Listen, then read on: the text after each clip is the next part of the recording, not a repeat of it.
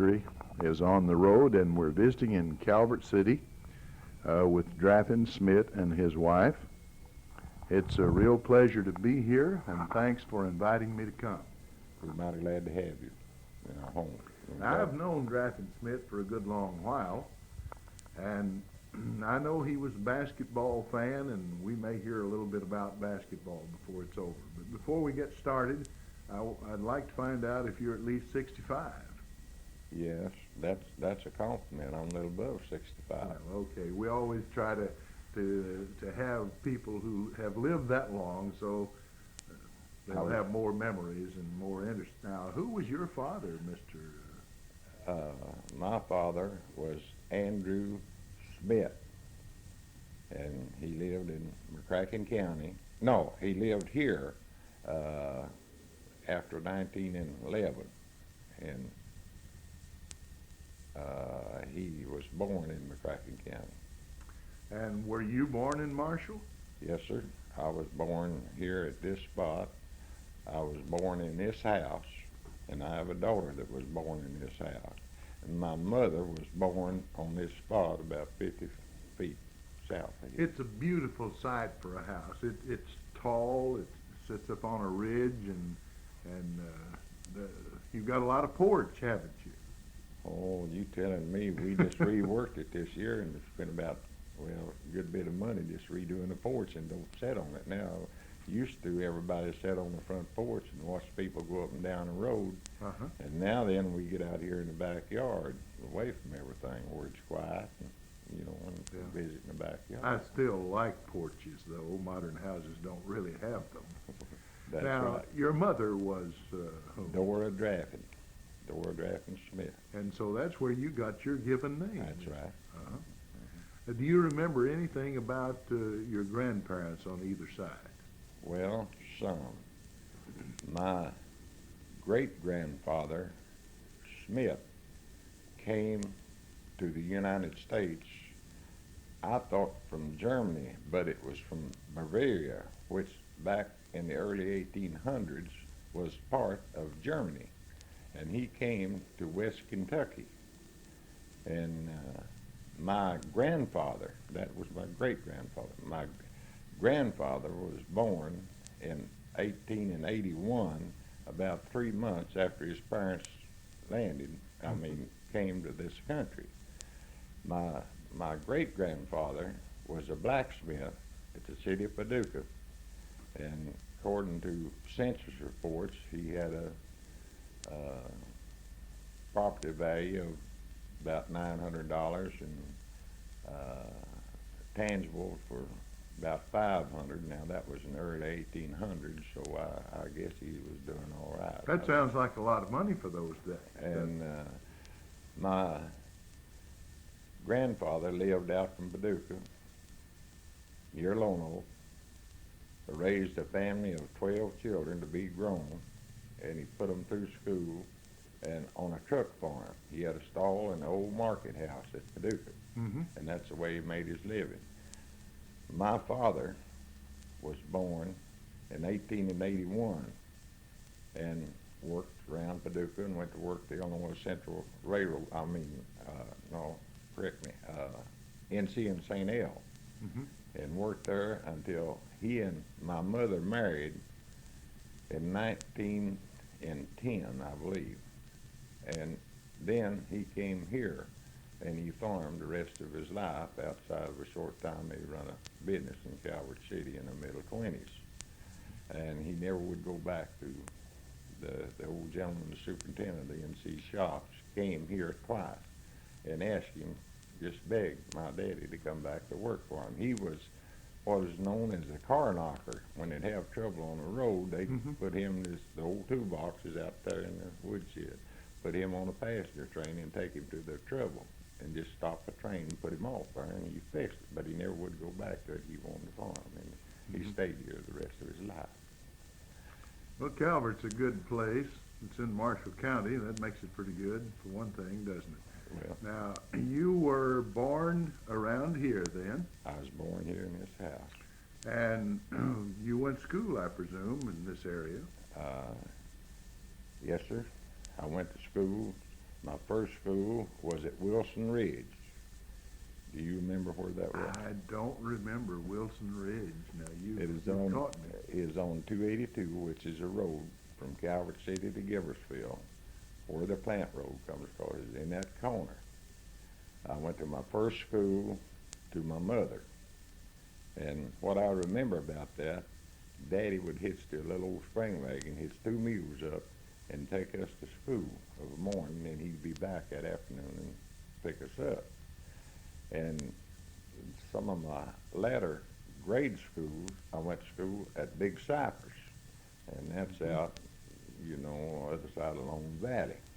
And incidentally, one interesting thing, after listening to Coffee Call on the radio the other morning, someone was complaining about her child being 16 and the insurance being high and had to have a driver's license. I drove my mother to school at Big Cypress in a Model T when I was about 10 or 11 years old. And you didn't have a driver's We license. didn't know what a driver's license was back then. In snowy weather and down at them old country roads out through there, it is a lot harder to get there then than it is now, see. But we Well, made they it. didn't start driver's license till, what, about 1934? In the middle 30s in sometime. the 30s, along in there. I know when I bought my first driver's license in 1937, I was 16 that year in July. It cost a quarter, and there was no test. You just went to the courthouse and gave them 25 cents. I went to school to my mother until I think completed the 8th grade. I know she quit. My mother taught school approximately 35 years, most of it in McCracken County at Old Sunny Slope and out at Maxon Mill. I forgot the name of the school there, but I know right where it was. And around Florence Station, maybe a few terms in the city of Paducah. And but she quit when I went to high school, when I graduated. Got my 8th grade diploma. Yeah, that was quite a test back in them days. To take that high school examination and get your 8th grade diploma. They had a special deal. You had to go to Benton, and they finally got it where they have it at Calvert City Station back then. One more thing about speaking about my mother teaching the school. I'd like to go back to her parents before we get away from that. Let's do that. My great grandfather was born in 1793, and he fought in the War of 1812 with the Virginia military. Now, that's all that the records we have, and he died in 1863, I guess. And then my grandfather was born in Kentucky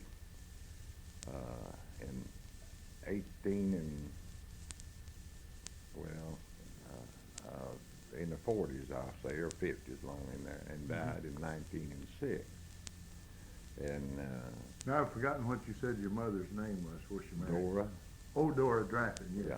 Now, the grandfather you were talking about that was her, That's right. was he also a Draffen? Yeah, John. His name was James T. That's My what I great read. grandfather's name was William, and my grandfather's name on the Draffen side was James T. Now, the Draffens are a rather famous family around here. Didn't there used to be a Draffen Ford dealer in the county? Yes, sir. At a Draffen Motor Company, Luther and Merck. Their father's name was John, and I believe he was a half brother to my mother. I believe that's right. Now it's a little mixed up. Yes, Luther and Merck had the first Ford agencies ever in Marshall County. It was over here at Calvert City, and later, a few years, they owned a place in Benton, and at one time they bought a interest in I believe it was Beale Motor Company at Murray. I'm not sure, but they had, and Robert Schmidt. Elvis Jackson Beale, I remember him. Okay, now, they had an interest in that.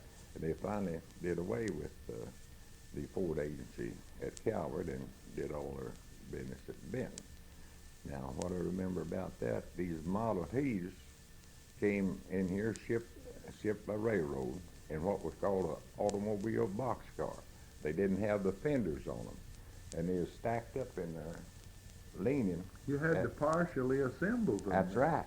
You get them out of there and get them out on a platform, and I don't believe we ever put the fenders on them. They brought them down to the garage and finished them up, put the fenders on them there, but that's the way. And then when the Model A's come out over here at this agency, why, they were assembled at Louisville. And they'd pick up 5 or 6 of us young boys around here and put us on 22, the local passenger train, take us to Louisville, and we'd drive a Model A back. Start out at 15 miles an hour to about Brandenburg, and then up to 25, and then the rest of the way we get to 35 miles an hour. Boy, that was a whiz. Down old Route 60, every foot of it was gravel, and if you've ever driven a car without air conditioning and on a gravel road, 200 miles, you miss something now. And we'd get in here about 5 o'clock. Now that was the Ford agency that had it, but Luther and Mert had that, Draffen Motor Company. But it was a lot better than walking or even riding in a road wagon. That's right. That was quite a trip back then. You know, they paid their way on the local passenger train and went up there. Do you remember any of the teachers you may have had in school? Yes, of course. The first one I remember most and best was my mother. And oddity about that, my mother, I don't believe, ever whipped me at home. But brother, she stood me up in front of her on a rest station bench, about 4 of us boys one time, and she tanned us with a switch as big as my thumb. Now, that's what I remember about that.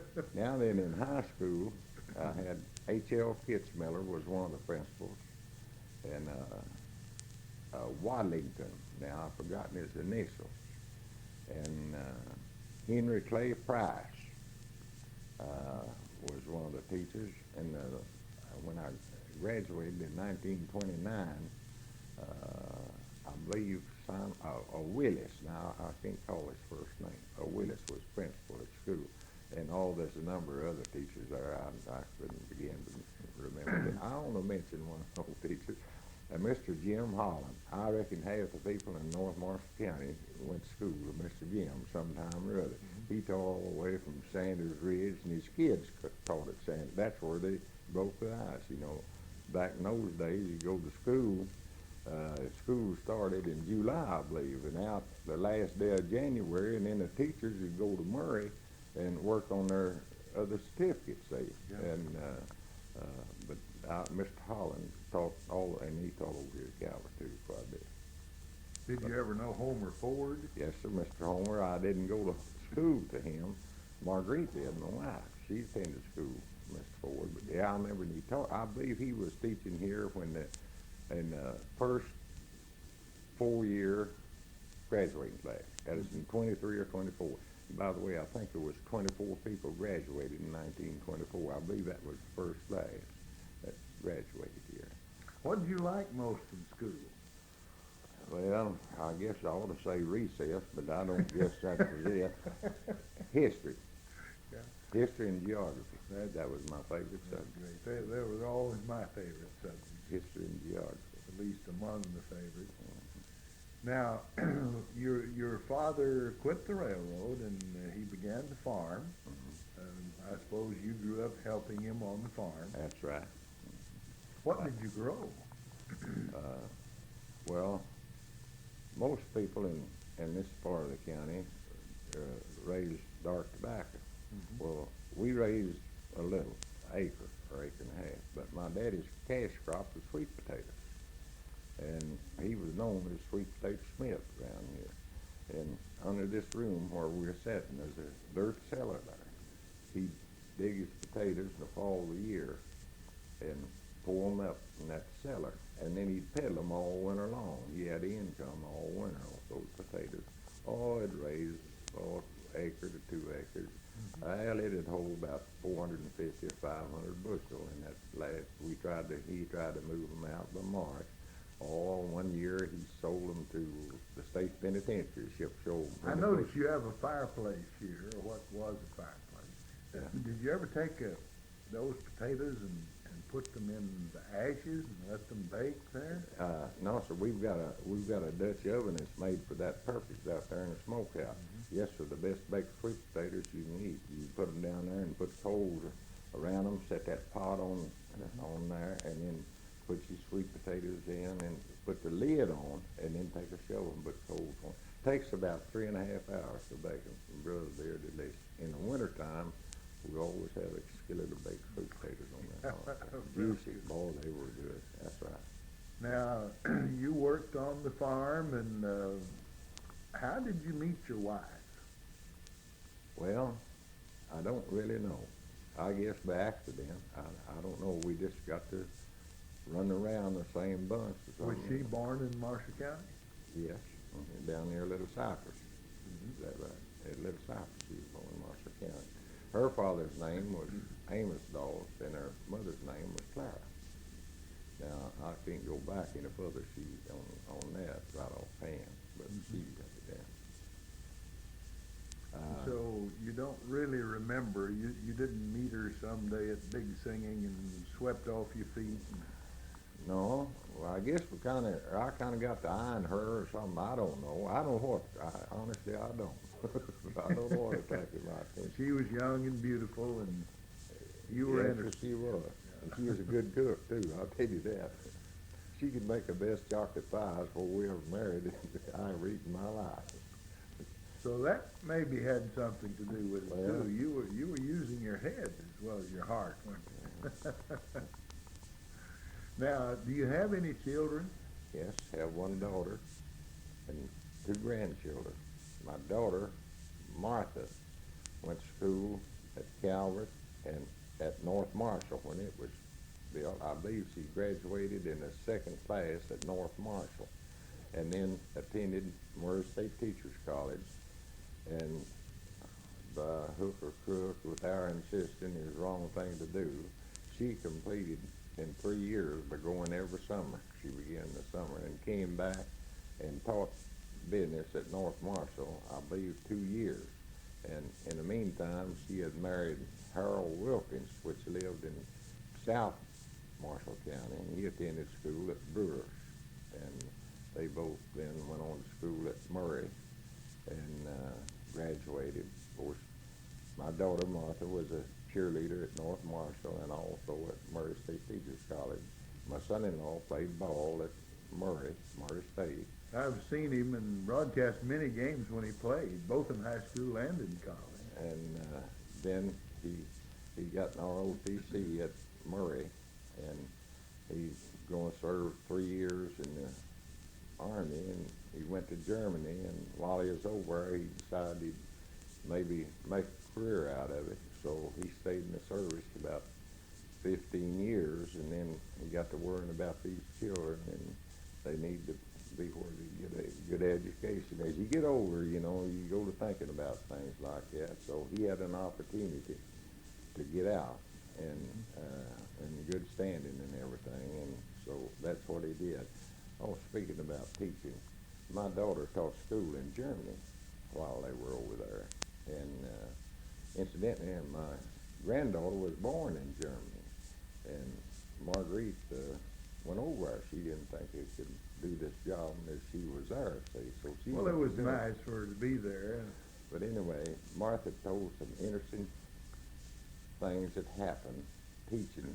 One time it was on the base, and another time it was teaching GIs that didn't get a high school diploma. But in teaching these children, 7th and 8th grade, it was amazing. She had 7 nationalities in one class, and a lot of them could speak as many as 3 languages fluently. And it was amazing to her. She didn't know who they were, and you know where they came from, because they spoke as many as 3 languages. But she enjoyed it. And when she came back, they came back, and he's got a little business at Frankfort, Kentucky now. He's an electrical contracting business, putting out the thing going.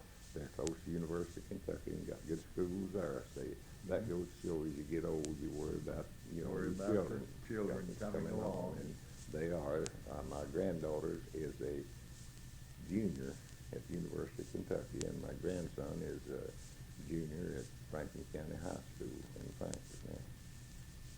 Now, John Paget from Hardin used to coach basketball there at one time. He did. He's now with the State Department of Education. Well, I'd like you to tell me a little bit more about Calvert City, back as far as you can remember. You described the schools and so on, and go into some of the businesses, the churches, or whatever you like. We can start out on the church. Now, the Church of Christ was organized here, I believe, in 1914, or 12, 13, or 14. But the first building was built, and they had the first service in it, I believe, in 15. I'm not sure. It could have been 14. I'm not. It's 14 or 15. And I don't remember going, but I'm satisfied I was there. Mm-hmm. My mother was one of the charter members, and incidentally, it's something that's interesting. I know two charter members that are still living, Miss Alfie Davis and Miss Veda Hall. They were charter members of the Church of Christ here, mm-hmm. along with my mother and Mr. Edwards that helped organize. Wiley Mathis was well, I don't know. He was the one Gallus preacher that started the whole thing, preached in knee breeches over here, you know, as far as they along south. He came from southern Illinois, didn't he? Belknap. Mm-hmm. And I know we talked to him about marrying us. And incidentally, we was married 50 years last December. We celebrated. You've had that golden wedding anniversary. Yeah. Well, congratulations. And Wiley told me, he said, well, yeah, I said, I don't live in, well, he lives in Massac County, right at the county line, and Vienna's in Johnson County. Okay, Johnson County. He said, you go get your license, and I've got a big oak tree just about a quarter of a mile from my house. And he said, I call that the marrying tree. Now, he said, I'll be glad to come down there. He said, no tell how many people I've married under that tree. Okay, go on back to the church. I remember some of the old heads around here, that priest, Fred Chun, A.G. Freed. Fred Chun was from Henry, Tennessee. And Charlie Taylor. Little short fellow. Yeah, but he was active, wasn't he? He'd get all over that pulpit. Mr. Freed was kind of, he was more precise, I guess. He didn't get his, but that reserved. Charlie Taylor was a character. Yes, I remember him, and all this, several others. Anyway, stayed in that building until about, I think the stone on this second building we had here showed 1951, but that, according to the history, the first service was in 52. I remember the date. I was working at was that the building where the Boy Scouts meet now? And at the senior citizen, yes, sir. Senior citizens, yes, okay. I remember that building. Okay, and then we kind of outgrew that, and I don't know whether you've ever been in a church program or not, but it's kind of hard to decide on a site, on a location to suit everybody. And this site was made available out there where the present building is, through the benefits of Earl Schmidt and his family. And that just settled it right there. That's where the church is built. And we moved out there, I believe, in 67 or 8, along in the middle 60s sometime. You're close to a lot of big highways. Well, in fact, you're on US 62 there. It surprises you the number of visitors that we have there in the summertime, and I'm proud of them too. And it makes me feel good when they come in there and say, I don't remember them, you know, and they, oh, we remember you, we was here last year, and then somebody else come in, yeah, so-and-so was down here and asked us to come to church here, see. Mm-hmm. And, but there's a lot of difference in that building out there, and we could go out in the yard here and hear people like Charlie Taylor preaching and listen to them out there. You didn't have air conditioning or windows or stuff, see, down there. Before we get too far, talking about Calvert, there's two things I want to mention. One of them is that the double track the railroad here in 1912 24, 25, and Mom and Daddy opened a little restaurant over there, the first restaurant, I guess, was ever in Calvert City. Opened it in one little building, stayed there about a year, and then they got a chance to get in a bigger building. And Daddy had a meat market. We had the first ice cream cabinet was ever in Calvert City. He also had a Hussman ice box, meat display box. Now, it wasn't electric, see. It wasn't electric. You had to get 100-pound ice up there and chip it, but it had a glass front. And we had a health inspector, but he killed from 1 to 2 hogs a week. And we scolded him out there. He'd buy them around over the country. And we bought our ground beef, our hamburger, we call it then, from T.A. Jones and Son. And Mama served plate lunches, and Daddy, and they kept it till about 1927. And, well, we sort of short on time here. I want to mention the first light plant is there that I remember in Calvert City. Now, we had one that bought there in that restaurant, little Sunbeam plant. But the first Calvert City Light and Power Company, they had an old Fairbanks and Morris engine. Was that Mr. Solomon? No, it was way before Solomon ever come in. And it is up there where the Harold Grocery was. Is in the back end. Had about is a 1-cylinder, had 2 big flywheels on it, Fairbanks and Morris. Had a little alternator set up there. And it had a whole wall of wet cell batteries, I believe is what they call it. Yeah. Okay. You didn't have the refrigerators and the fans. All you had was lights. Well, they'd crank that engine about 4 o'clock in the afternoon, and it'd run till it run out of gas about 9, 10 o'clock at night. The rest of the time, you used your little dab of power off of the batteries there. And you had to buy stock in the thing you had to pay $100. That's the way it was paid for, see, to get a chance, and then pay light bill, which was probably $1 a month, you know. The first time we got electricity was after Solomon had it with Norman Milling Company. The electric part was a byproduct of Norman Milling Company because they had those big engines there, you know, to pull. I didn't know that. And he just started out. We got electricity here at this place in 1939. Had 3 drops put in, one out on that porch over and in here.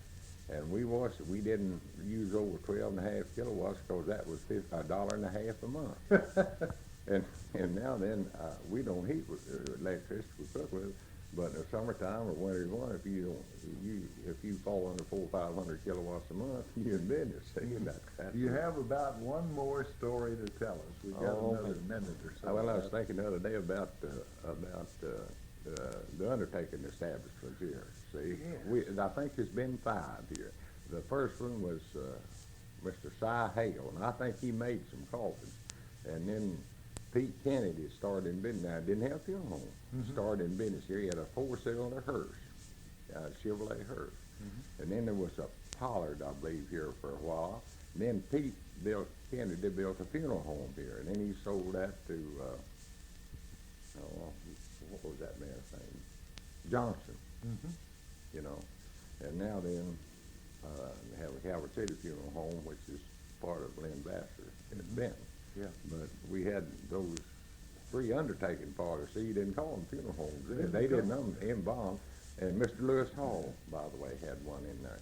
That was the last horse-drawn hearse that I remember. My grandmother was carried at the cemetery in a horse-drawn hearse. I remember driving that right out there in 1922.